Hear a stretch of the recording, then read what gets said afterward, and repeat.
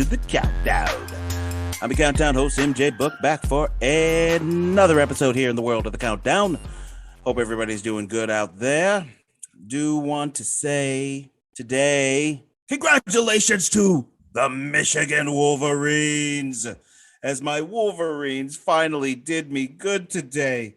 My Wolverines, after 8 losses to Ohio State, finally did me good, and we got the win. So if you all will indulge me just a little bit, I have to do this. And there's some people who won't like it, and there's some people who will. Mark, you'll like this.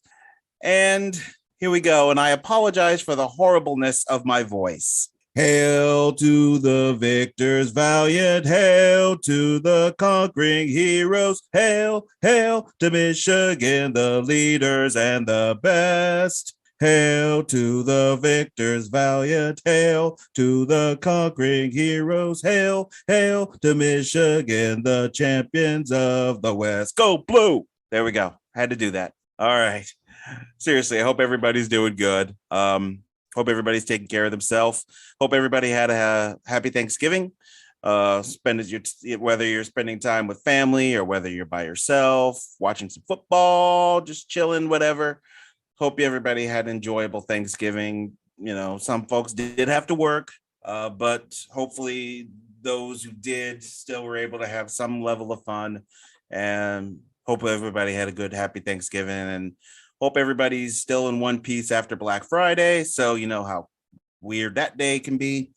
But I'm here to do a countdown. And this countdown, I had another episode I was going to be doing, but it got postponed a little. It's cool. I plan on having a recording this weekend. It's been a little bit, and I didn't want to wait anymore for a recording. Don't mean anything by that, by the way. It's cool. It's just I wanted to have something up because I knew it had been a little bit. And, you know, I want to get material up for you guys. So I do have a countdown here for you. And I've done this topic kind of before, counting down an actor, my favorite movies of this actor or actress, maybe. You never know what it could be. In this instance, it's an actor who I watched a movie with him just the other day. He's got a new movie coming out, King Richard. It is, of course, Will Smith. And Will has had quite the career. He's had his ups and downs. There was a time when he was the it thing in Hollywood, guaranteed money for his movies. Of course, that doesn't last. You eventually have to go down, and eventually the movies start to go down. But Will's had some very good ones, and that's what my countdown is going to be for you today. It is going to be the top 10, my favorite Will Smith movies. So this will be fun. And I don't have any honorable mentions. So, and here we go. Let's get started with the countdown. This is the 10 spot countdown. And let's not mince words. Let's hit right to it with number 10. Number 10. Some people didn't like this movie. I don't think it was like box office smash at the box office. It did okay. It did get rated by Internet Movie Database 7.1 out of 10, so that's still good. This movie was, here we go with my names again, directed by Alex Proyas, stars Will Smith, Bridget Monahan, Bruce Greenwood. It is from 2004, iRobot. iRobot takes place in the future. It takes place in 2035, and it deals with technology. And if you remember a countdown I had about ways humanity can meet its end, which I'm working on a sequel to that, by the way, you'll know that technology was one of those ways humanity can meet its end. This movie, in a way, kind of dives into that possibility in dealing with robots, androids, whatever technical term you would like to use. We have a cop played by Will Smith. His character's name is Spooner, and he's investigating a crime of a well-known and famous scientist and inventor who he was friends with. And it's looking like the perpetrator is a robot, but it leads to so much more. Will kind of plays this anti-technology guy in this huge technology world, and he's just very anti-technology, which is kind of weird considering he's got a robot arm. So it's kind of weird, but there's a whole point to that and his past, which is very complicated. Don't want to go too much in the plot because I do want you to watch the movie, but a lot of action. This also does have a young actor who was kind of starting to make a break in the world, hadn't quite got there yet, but he was going to be somebody whose name, unfortunately, was going to pop up a lot, and that's Shia LaBeouf. I always say Shia LaDouche, but Shia LaBeouf was actually in this movie. So a young Shia LaBeouf, but he was in this movie as well. Like I said, this was actually an entertaining movie. I do own this on DVD. I don't think I have it on Blu-ray. I think this is on DVD. But this was a good Will Smith movie. Not a lot of people talk about iRobot, but I thoroughly enjoyed it. I thought the special effects were great. One of my favorite scenes is the tunnel scene. That's all I'll say. I like the way they made the androids, the robots look. It was a unique look. This tells a very good story of not just us as humans, but what if we do invent our own destruction in some respects, which I've already talked about. But number 10 from 2004, I, Robot. Number 9, we go back to 2002, and we go to a sequel. This movie directed by Barry Sonnenfeld. If you know about Will Smith movies, that should already tell you what it is. And as soon as I name one of his co-stars, you're already going to know what it is. And that co-star's name is Tommy Lee Jones, Rip Torn. It is Men in Black 2. Men in Black 2 also has Johnny Knoxville in it, Rosario Dawson, Laura Finn Boyle, Tony Shalhoub returns again as that alien that got his head shot off in the first one. It grows back. You have any idea how much that stings? But Men in Black 2, I gotta be honest, I was a little shocked I put Men in Black 2 on here. I like Men in Black. This was a downgrade from the first one, but I think what made it rise up a little bit more was Men in Black 3. Because Men in Black 3 was god awful. But this movie has Jay going to find Kay, who, if you remember what happened to Kay in the first movie, Kay kind of retired from the Men in Black. But they need him because of his memory. It's important to a major case, and it's a part of Kay's past. So they have to bring him back into the Men in Black. And it's kind of a voyage of him trying to get his memory back. And of course, all the wacky aliens that are in this. These movies, the first two, they did so well. And then you get to the third one. And then there is that Men in Black International, which I never even saw because it looked so stupid. They lost the formula. They just lost the formula for this franchise. And with all due respect, they should have stopped at number 2, but 2 was somewhat successful. So there was, of course, had to be a third, and it was so god awful, pathetic, that's where they should have stopped. They should have just stopped right there, but they tried to revitalize it. It did not work. And there's still rumors that they want to do another Men in Black. If you're going to do that, I don't know if Will would want to do another one. I don't know if Tommy Lee Jones would want to do another one, but it would have to be them. It just would have to be. Or maybe you just make this some wacky, stupid little Netflix show. Not everything has to have a sequel. Maybe this could be one of those things that could just be some wacky TV show. But Men in Black 2, Back in Black, as I remember the posters and everything saying. Like I said, it was a good movie. At the time, I was kind of hating on it a little bit. I kind of grew to like it, and then I really grew to like it after Men in Black 3. So number 9 on this list is Men in Black 2. Number 8. Number 8 is Will kind of going his Denzel Washington in a way, going his Malcolm X, which is ironic considering who Will was playing in this movie, a character that does have a bit of a meeting with Malcolm X. This was in 2001. This movie stars, of course, Will Smith, directed by Michael Mann, with Jamie Foxx, John Voight, Mario Van Peebles, Jeffrey Wright, Jada Pinkett Smith is in this, Ron Silver, John Voight, stellar cast in this movie. Paul Rodriguez. It is Ali. Of course, this movie is about Muhammad Ali.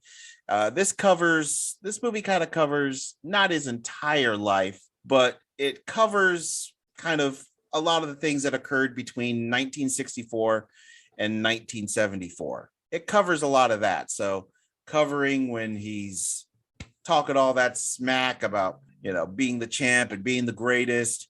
It talks about when he said no to Vietnam and being kicked out of boxing. And of course, coming back to the Rumble in the Jungle to face George Foreman, and everything in between with women, his wives, the nation, his friends.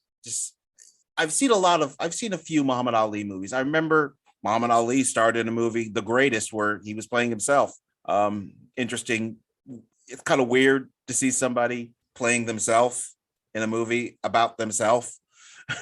You don't usually see that. So it was unique. Even though it had the real Muhammad Ali, Will's was better. Will's was better. And I own Ali, actually. Not only do I own Ali, I actually own the soundtrack, because this actually had some decent music on it. So I have the soundtrack to this. My favorite song on here is Tomorrow. Definitely urge y'all to listen to that song. It's a great song.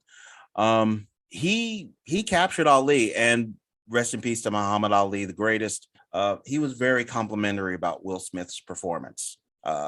He's seen a lot of people play him. Muhammad Ali saw a lot of people being him on the screen, and some were okay and some were just god awful. But Will did a great job. He got himself in very good shape. He learned boxing, and the thing about a boxing movie, it can look really, really bad if you got people in there that don't quite know how to do it. Will made it look good, and they got the right actors. They did good on the choreography for the fighting. It felt like they took some civil liberties, of course, but every biographical movie takes liberties. They all do it, but that doesn't make this movie any less bad. I wouldn't have bought this and had this as a part of my collection, much less also get the soundtrack for it. Plus, I can't help it. I am a little bit of a Michael Mann homer, but I enjoyed this movie. This is a great, great movie. Definitely one of the best boxing movies. And surprisingly, when people talk about boxing movies, all they say is Rocky, Rocky, Rocky, Rocky. And I'm fine with that. But this is one of those movies you should also mention is Ali, because this was very good portrayal and very well acted by Will Smith in this movie. Number 8, Ali. Oh, number 7.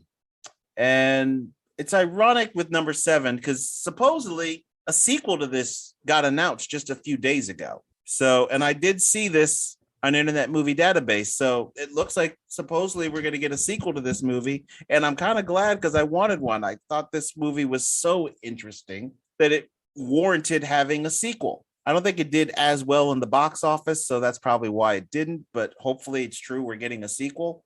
This was in 2008, directed by Peter Berg, starring Will Smith, Charlize Theron, Jason Bateman. It is Hancock. Now, the funny thing, I've told this story before with Hancock. When this movie came out, it became a nickname for me, Hancock.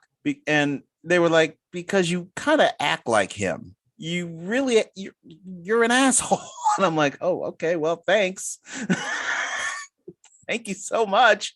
And I know there's a few people out there that say, yeah, you are. I'm not like that no more. I definitely was back then. I'm not like that no more. I had my moments, but back then, yeah, I was an absolute asshole. So it's not exactly a compliment, but I guess I have to wear. I have the hat, by the way. I have that hat. So every time I wore the hat, it just made it worse.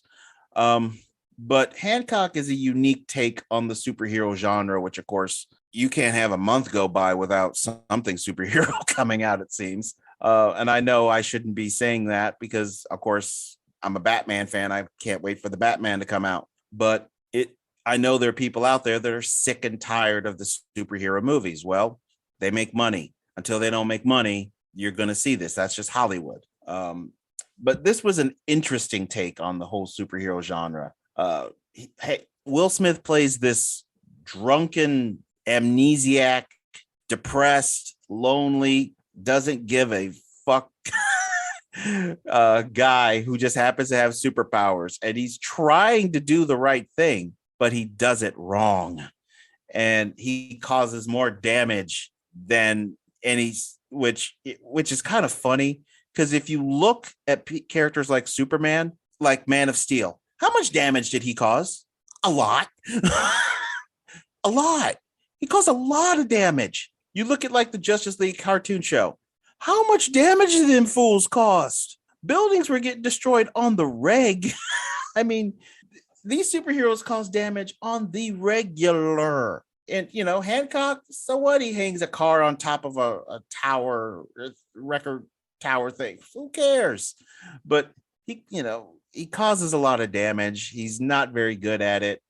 And then he meets Jason Bateman's character, who is Ray. And Ray takes this project on to change his public image. And Ray is married to Charlize Theron, Lucky Ray.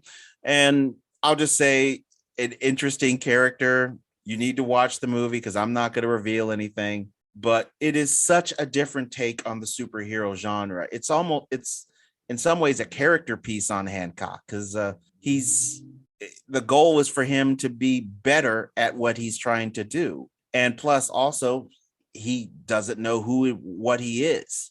He has no memory of it. So that's another part of the battle, just knowing who and what he is. Does he come from the planet Krypton? Well, you're going to have to watch the movie for that. But like I said, this is a different take on the superhero genre because you don't see superheroes like this. I remember Marvel comics long ago where Tony Stark was just a raving alcoholic. And he still drinks. I mean, you saw the Robert Downey Jr. movies. He was still drinking, but there was some comics where he was a full-blown alcoholic. I mean, just having serious issues. That's Hancock. He's got some mega issues. And like I said, it is an interesting take on the superhero genre. And I'm shocked it took so long for somebody to do it. But Peter Berg is an interesting director. He has an interesting library. You probably like more Peter Berg movies than you think. If you really sit there and look at the movies he's been involved in and you go, wow, he did that. Oh, he did that. Oh, he did that too. So he's an interesting director. And I saw it in the Internet Movie Database. But the funny thing is it had Will as a producer, but it didn't list anything about acting. So I don't know if this is a sequel or are they doing the prequel thing. I don't know. But whatever it is, I would prefer it to be sequel to kind of continue the story of the character. But the way Hollywood is, this is probably going to be a prequel. Either way, I'm still interested. I'd be more interested if it's Will. That would make it more of a guarantee that I'm going to watch it. If it's a prequel, then I'm going to probably have to watch the trailer to decide. But either way, Hancock, definitely recommend it. All I'll say is the prison scene is one of the funniest scenes ever. That's all I'm going to say. If you've seen it, you already know what I'm talking about. I'll just leave it to y'all. But number 7 is Hancock. Number 6. This is a franchise that's been mentioned a lot on this show. It's been mentioned on a few different episodes I've had, and it's definitely one of those things you think of first when you hear Will Smith's name. Bad Boys 2. Bad Boys 2. Now, we already had the hit of the first Bad Boys movie. What could these two crazy narcotics cops in Miami possibly get involved in this time around? Well, they investigate this time ecstasy that's coming into Florida, and it's involving this Colombian drug cartel. And of course, you got back Will Smith, Martin Lawrence, and Gabrielle Union. Gabrielle Union, of course, would reprise her role in the Fox TV show. I'm trying to remember what it was called, but it had Jessica Alba in it. I don't want to say LA Nights, but I don't think that's right. Part of me thinks I should really know this, and I feel really bad that I can't think of the damn name of this. I should have known the name of this. God damn it. I want to say LA Nights or LA's Finest. That's what it is. LA's Finest. I just remembered. It was LA's Finest, where she plays the same. I believe she's playing the same character, Sydney Burnett. Yeah, she is. I never watched it, so I just at that point I wasn't watching a lot of regular TV, so I missed out on it. Maybe I see if that's on Amazon. Give that a whirl. But Bad Boys 2 of the trilogy. This is going to give it away, maybe, possibly, but of the trilogy that we have so far, in which they've announced Bad Boys 4, what a shock. But of the three, this is the worst one. And that's not an insult. There's always got to be a movie that's the worst one.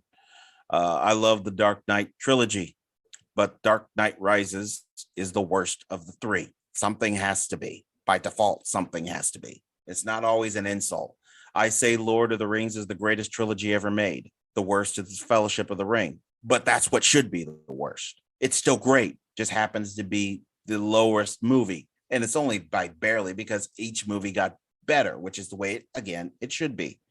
I do wish with this movie they would have brought back oh God, now I can't think of her name. Oh geez, why am I not thinking of her stupid name? She was in the first one, and now I can't think of her name. Well, whatever. It'll come to me probably later. Tia Leone. Just remembered. I would have been kind of curious to see how Tia Leone was at this point. The way it was kind of hinting she might have hooked up with Mike Lowry. But some of the problem with Bad Boys 2 is I think they went a little too far with some of the jokes. It got a little too comedic, and sometimes the action got a bit over the top. They went too much, I think, with this with Bad Boys 2. Too much Michael Bay, who was the director. Michael Bay, of course, he has a thing about the way he does his movies. You can smell a Michael Bay movie a mile away. But it was definitely time to separate Michael Bay from Bad Boys after this. And it's not a rip, because I own this movie twice.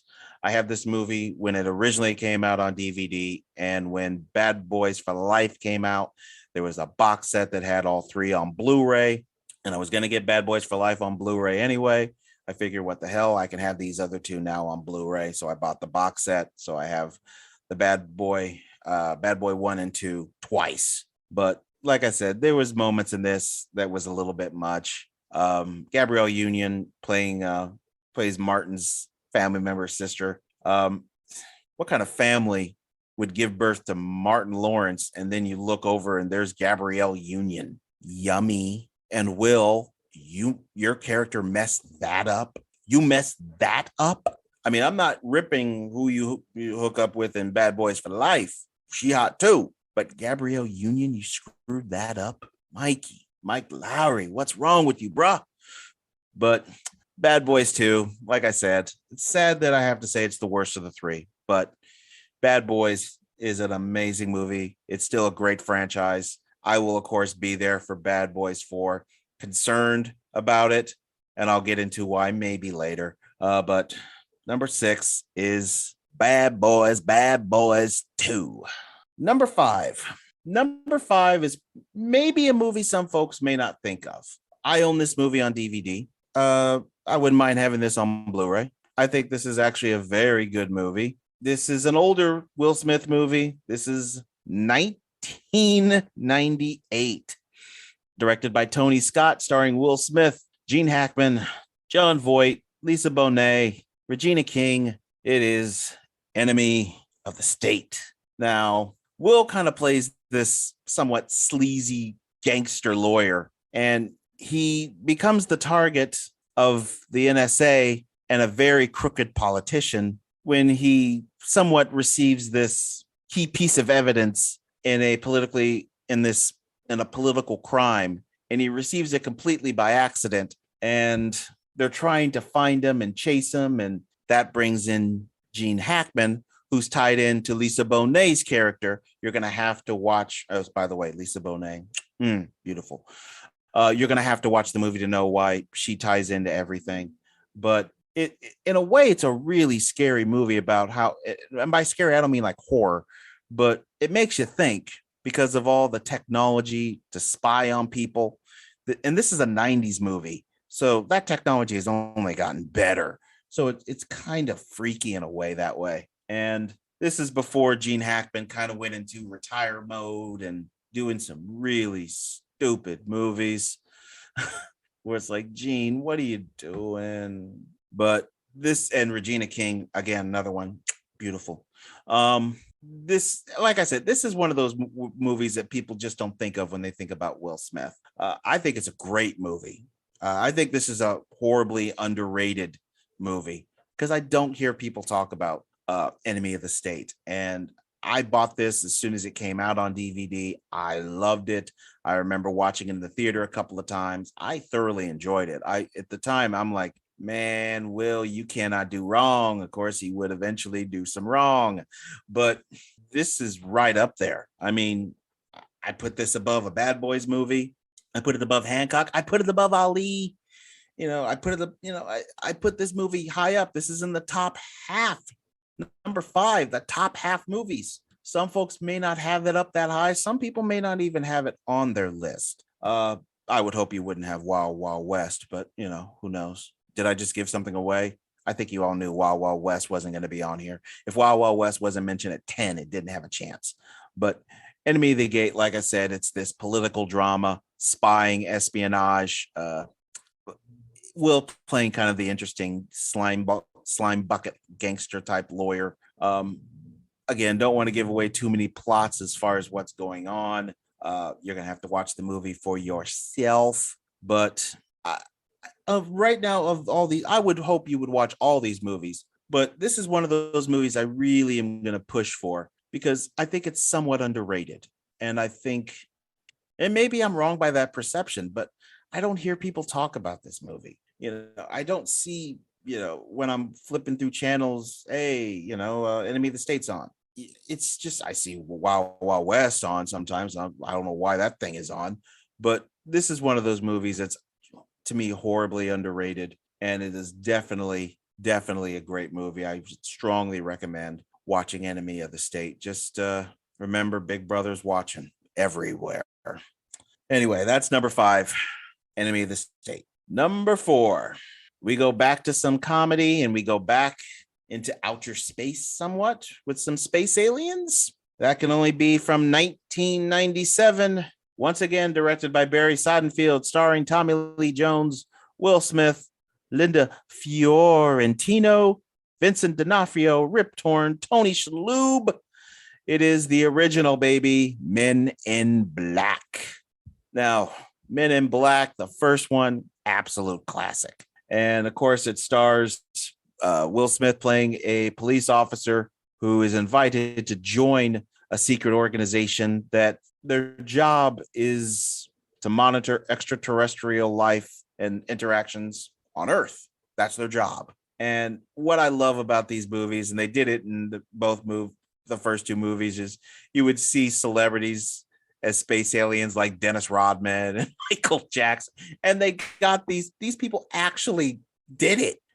Dennis doing it, not a shock. That's one of the first people you think of, or you hear about him. But Michael Jackson was in it. And I remember when Michael popped up on the screen, I'm like, whoa, Michael, what are you doing? I mean, yeah, you kind of look like an alien, but I didn't think you'd be in this. This is kind of making fun of you, but whatever.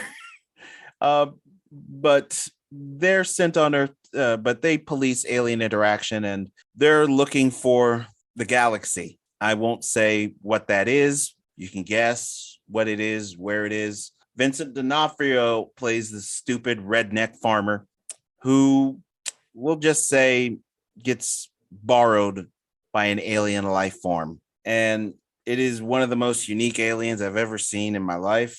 That's all I'm going to say. Just watch it. But they did this movie so right.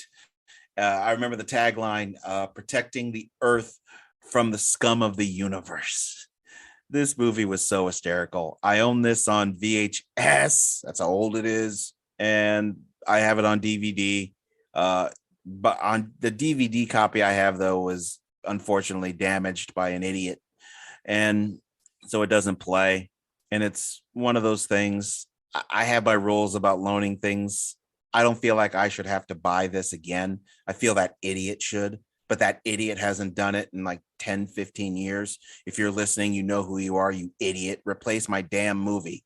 By now, you could have gotten it as a DVD. Now I want a Blu-ray. But Men in Black, the original classic, great movie. I remember I bought the action figures to this. I think I might still have them buried in a bag somewhere. In fact, I think I actually do. I think they're buried in a bag somewhere. But an amazing movie. This is again during that time where Will just could not miss. He just could not miss. That mid to late 90s, Will could not miss. And it was coming right off of from the TV show, The Fresh Prince of Bel-Air, and he seamlessly slid right into a movie career. And during this time, Will was the thing. He was the thing on the screen. That was a long time ago. But, he still manages to get some hits here and there. But he's a different kind of actor now. But definitely, most people have probably watched this movie. I don't think I have to do any recommends for this. You know what it is. It's a goofy, silly little movie. In any respects, this is a movie you would think of and think, why would this be a hit? Why would this be successful? It's stupid. Well, it was tremendously successful, or else it wouldn't have gotten 2 sequels with the same characters and then a attempted spinoff series, an animated series, a toy line, video games. This was a very successful franchise, and it all started with the very first one from 1997, directed by Barry Sonnenfeld, of course, The Men in Black. Number 3. I've already dealt with sequels, and then we move up to the originals. Welcome back. We're doing another movie that is the original when I already dealt with its sequel, and you knew this movie had to be on here. You knew it had to be. Welcome back to Michael Bay, 1995, starring Will Smith, Martin Lawrence, Tia Leone, Lisa Boyle. I remember her from the movie. Don't ask me why. I know who she is, but trust me, she's in the movie. Joey Pants, of course, in the movie. It is Teresa Randall. Don't want to forget Teresa Randall. Sorry about that, Teresa Randall. But it is Bad Boys, Bad Boys. This is one of those topics. Bad Boys has been mentioned on this show a lot as well. This movie is just excellent. It is just superb. This movie just has no problems in it, pretty much. It is just a romp. And it's funny. The original Bad Boys, I don't know if people know this. The original Bad Boys was supposed to be Dana Carvey and John Lovitz. That was going to be Bad Boys. Now, you think of that, that's a bomb. The other one, not a bomb, box office hit bomb, a stinker. That would have been an absolute stinker. You wouldn't have had Bad Boys 2. You wouldn't have had Bad Boys for Life. You wouldn't have a Bad Boys 4 being done. And then it switched and Will got involved with it. And that changed it completely. And Will got launched. This was the move that first movie that really, really launched him into the stratosphere. Because if you look at what Will was doing, Will was already launched with the Fresh Prince of Bel-Air, which I saw the trailer for Bel-Air. No, absolutely not. But if you look at what Will was doing before Bad Boys, I'm going to take a quick look. I mean, it's not like he had the stellar of acting careers, except, of course, for the obvious, the Fresh Prince of Bel-Air. That was a big thing going on for him. But before that, he didn't have really much anything else. I mean, 6 Degrees of Separation, he was in that. He was in a Blossom episode where he played the Fresh Prince. I remember that. But it was mainly his music career because it was him. It was DJ Jazzy Jeff and the Fresh Prince. So he was full blown in his rapping career, and he had a few parts here and there. He was in Made in America, where he played T. Cake Walters. Not a lot of people remember that movie, and that's okay. He actually was on the series Martin. Some people don't remember that. He showed up on Martin. Of course, I think that was after Bad Boys, though. I think that was after, because Martin was still doing Martin show. Will Smith was, I think, Fresh Prince of Bel-Air might have still been going. I think it was, it was still going. It would go on all the way up until 1996. So both of these were huge television stars, and they put them together and they created magic in this movie. They created absolute magic, and it is rare to do that in a movie, and to put two people together and create magic and a connection and just the perfect screen, just perfect partners. You don't see that in buddy cop movies a lot.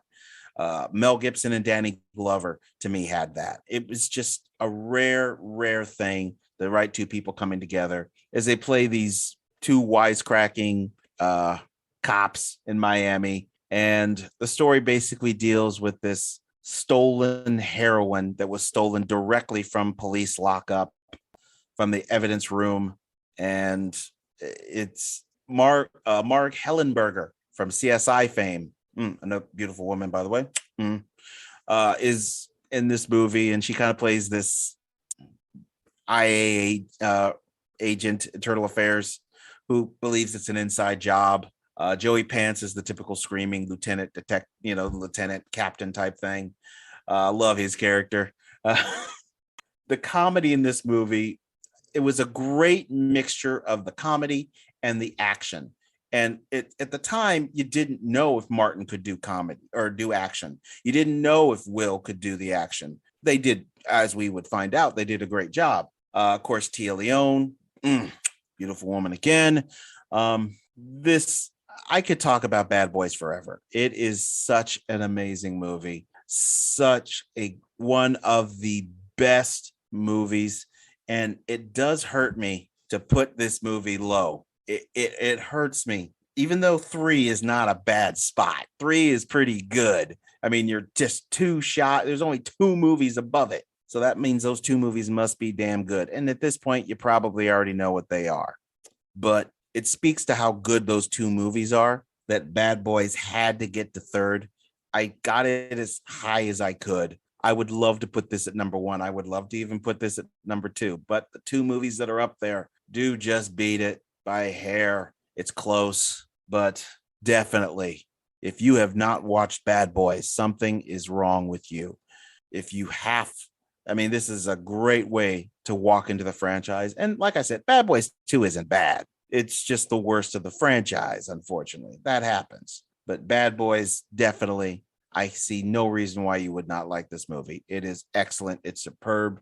What you're going to do? You're going to watch Bad Boys. So, number 3, Bad Boys, Bad Boys. Runner-up. The runner-up, the movie that just barely didn't make it to number 1. And it's a recent Will Smith movie. How recent? Last year, 2020, starring Will Smith, Martin Lawrence, Vanessa Hudgens. Welcome back. It's Bad Boys for Life. Bad Boys for Life, the long-awaited return to the franchise. And when I heard that they were going to do this movie, it's like, can they recapture this magic? There's been some separation between Bad Boys 2 and Bad Boys for Life. Can you still hold that? 17 years. That's a long time between movies. Has too much time passed, but that kind of speaks so good for the plot of the movie, because you got these 2 detectives who have lived quite the life, but they're not spring chickens anymore. They're kind of the older folk, the older cops now. And Marcus Burnett, he's retiring, and you still have Lowry still trying to act like the way he's always been. But this deals a lot with the past, and you get to learn a little bit more about Mike Lowry. I'm not going to say how. You're going to have to watch the movie, but you'll learn a little bit about the character as to why he is the way he is. And we have brand new directors. And if I try to say their name, I'm going to butcher it. And I don't want to do that because I love what they did to this movie. It's two directors, Abdil El Arbeen and Balaf Falah. I probably destroyed those names. I know those people are not watching, but I deeply apologize because I respect and love what they did with this movie. Those two are absolute geniuses, and they cleaned up the Michael Bay mess. I love what they did. So I know they're not going to hear this, but if some offshoot they do, I am deeply, deeply, deeply sorry that I butchered your names because I so respect what you did. And I'm so interested in seeing what you're going to do because you guys are, if I heard right, and if I'm remembering right, you two are directing Batgirl. So that'll be interesting. But like I said, ride together, die together. I remember that being the tagline for this. This is such an amazing sequel. It is the best of the Bad Boys franchise. It's not even close. And that's saying a lot considering how damn good Bad Boys, the first one, is. But this was just so good. And maybe it's because so much time had passed that can be just killer. Remember with Indiana Jones. I mean, after Last Crusade, we had nothing. And then all of a sudden you have Kingdom of the Crystal Skulls. What a fucking piece of shit that was. Right, Rob? It was just terrible. And so you get worried about this. And they did this so well, so good. In fact, I love just talking about this movie. I might watch it after I'm done recording. That's how good that Bad Boys for Life is. The problem is, I think they screwed up. They screwed up the title. You're doing Bad Boys 4. You could have titled that Bad Boys, and you could have had the number 4 life instead of spelling out the word 4.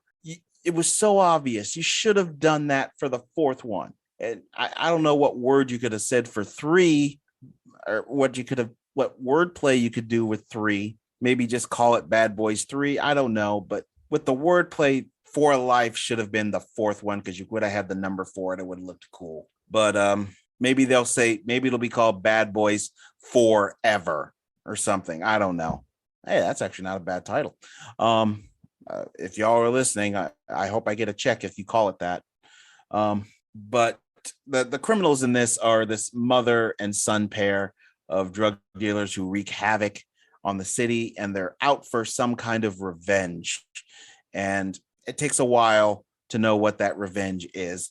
And I'm not going to blow it. You have to watch the movie to find out. But the mother is a real sick piece of work. A real sick, crazy ass piece of work. One of them women you don't want to fuck with. You are dead meat. But great movie. Bad Boys for Life.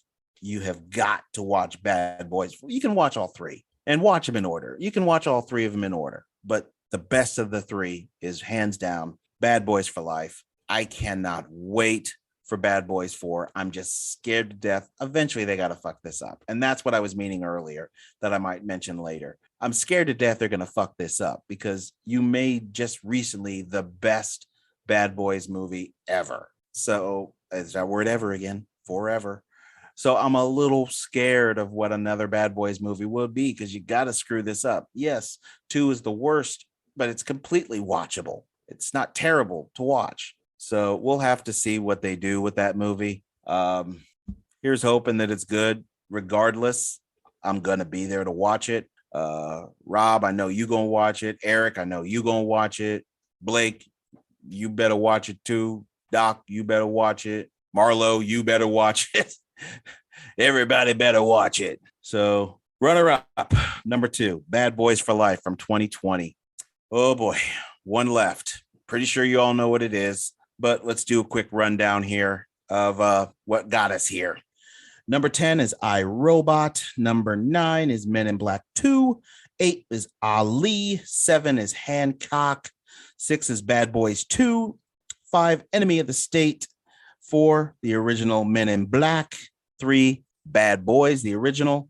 2, Bad Boys for Life. And the winner, number 1, the best Will Smith movie of them all. It is no secret what it is. 1996, an ensemble cast, to say the least. and one of those movies that really pushed Will over the stratosphere. Will Smith, Bill Pullman, Jeff Goldblum, Mary McDonnell, Judd Hirsch, Robert Loggia, Margaret Collin, Harvey Feinstein was in there.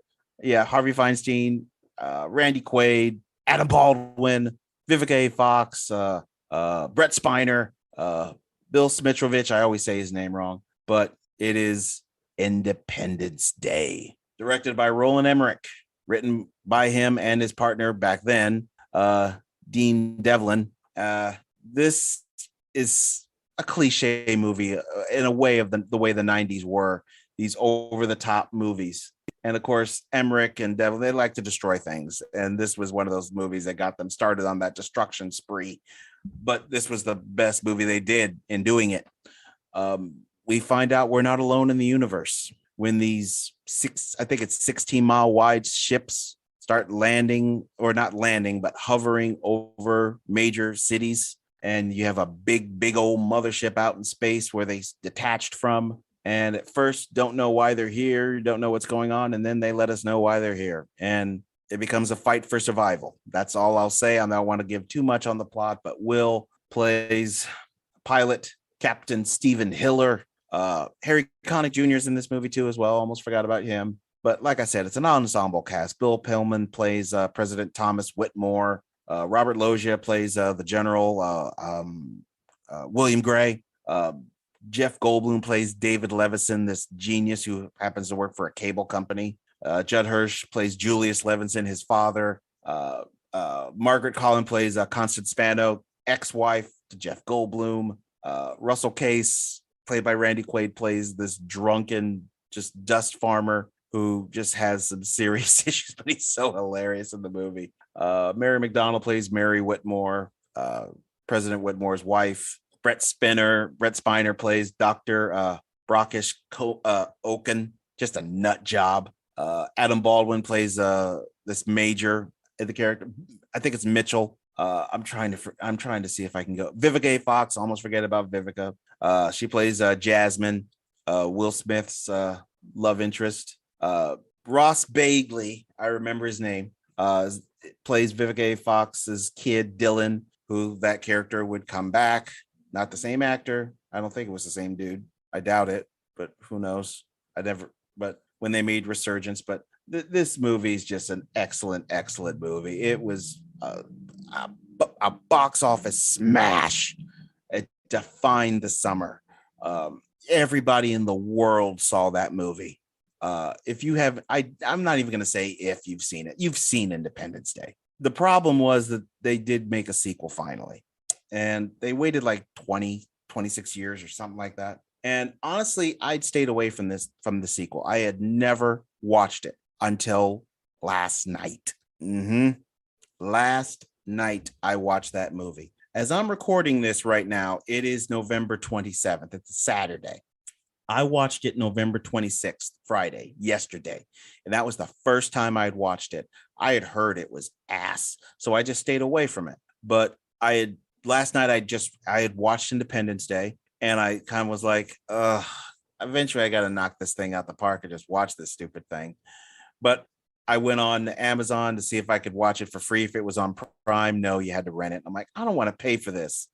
I don't want to pay for this. I've had to pay to watch some really bad movies on Amazon lately, like Snake Eyes and High Tension, and I don't want to pay for some more potential crap.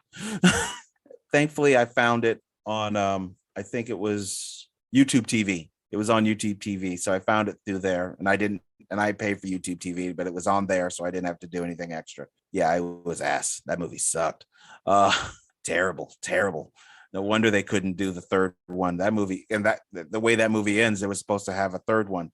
It'll never happen because of the feud between Emmerich and Devlin. They can't stand each other now. So we'll never have a third one. And that's good because you can't bring back Will because you killed him. You kill him in the second one. You killed Vivica A. Fox in that one too. I'm like, damn, you just killing everybody. What the fuck? But yeah, that movie sucked. But the original Independence Day, just an amazing. that movie I've owned on VHS. I still have it on VHS. DVD, still have it on DVD. And I bought a Blu-ray of it. So it's one of those that I got on all three. But that speaks to how good it is. If I get a movie on all three like that, that really speaks to how much I must love that damn thing. And I love Independence Day. Will Smith Bad Boys already sold it. He was a star. Independence Day made him a box office star, made him an even bigger star. And it just, would Will have the career now that he has without Independence Day? I think he would, but it would have been a little harder. He had Bad Boys. There's no fighting on Bad Boys. He had Bad Boys. He had the Fresh Prince of Bel-Air. So I think he would have had it.